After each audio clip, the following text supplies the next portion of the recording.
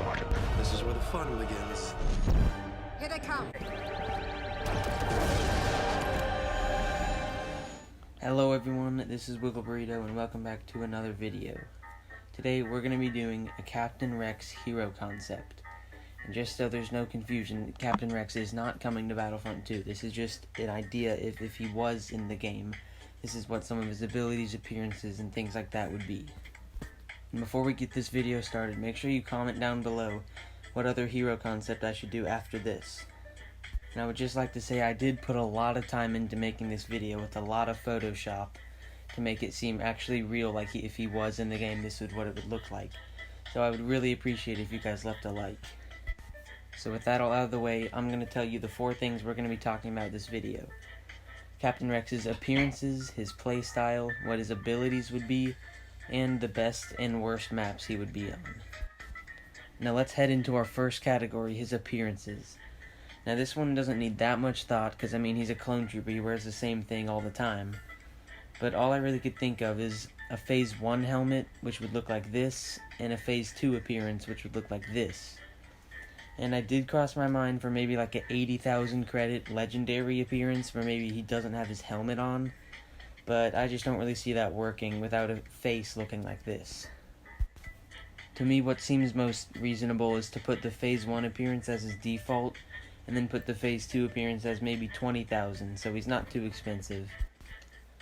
Now let's move right into his playstyle. I've given this a fair bit of thought. So obviously he's just a clone, so he's not going to be running into rooms taking out loads of battle droids like it's easy, like Anakin or someone like that. But he also is not just going to like sit in the back of the map and do some secondary fire or something like that, like Iden or Leia. So I put his base health at 700 and his health regeneration at 200. So that seems pretty balanced, because I mean, a usual Blaster Hero health is 650, but he does have full armor on, so it makes sense to have 700.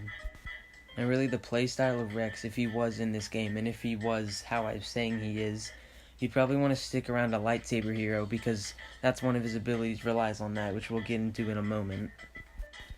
But I wanted to design Rex where he really doesn't have one exact playstyle that you have to play as, or else you're going to die instantly, like some heroes in this game. I really designed him as kind of a versatile hero. If you do want to play a little more aggressive, or you kind of want to just sit back, he can still do either one. And I know it might be on your mind, what are his guns like? Well, he has 2 pistols, like an ARC Trooper, but he doesn't have a secondary fire mode. So it's just a trigger, left trigger, and right trigger shoots each gun, like ARC Trooper used to be. And one last thing, I also did design him to have 3 combat roles, like Han Solo can have, but it doesn't come with a star card. He just automatically has 3 to make it a little easier to escape lightsaber villains. So let's move on to his abilities, and I actually had the most fun making these. So the first one is called Captain's Orders, and it's similar to Finn's like heal and his undercover team combined, but it actually doesn't heal the people around him and himself. It just recharges all of their abilities and gives him damage reduction, so it's kind of like he's leading a group of army into battle like he does in the actual show.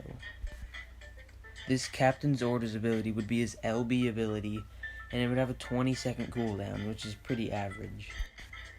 Now Captain Rex's LBRB ability is called Rapid Fire. It has a 15-second cooldown, so you can use it quite often, and it's similar to Han Solo's LBRB.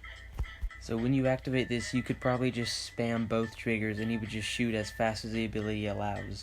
Way faster than you normally do. You'd probably just use this to get rid of some reinforcement that has like 600 health. Or maybe to just get a hero that's really low on health.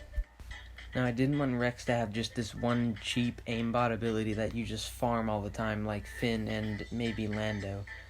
But I also did want him to have an ability that you definitely most rely on, and I think this LBRB ability is definitely that ability. Now moving on to the ability that took me the longest to think of, and his RB ability is called Jedi's Presence. And this may seem odd at first, because if he does not with a Jedi as his second hero, his ability is kind of a waste, and yes, I did think of that. But I also thought of the show, he's just always by Jedi and just fights the best while he's next to like maybe Anakin or Obi-Wan or Ahsoka. So this ability has no cooldown, so it's always active as long as you're within some sort of radius of a Jedi. And yes, even if it's not historically correct like in Star Wars, it still counts if he's next to like Rey or Luke, someone who's not from the actual Clone Wars era.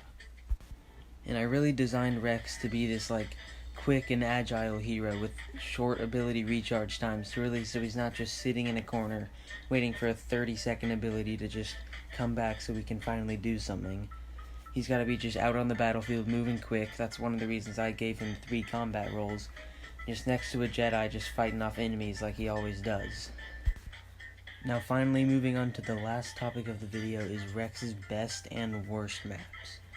I just picked 3 maps of each category to really give you a sense of how and what style of maps he should be played on.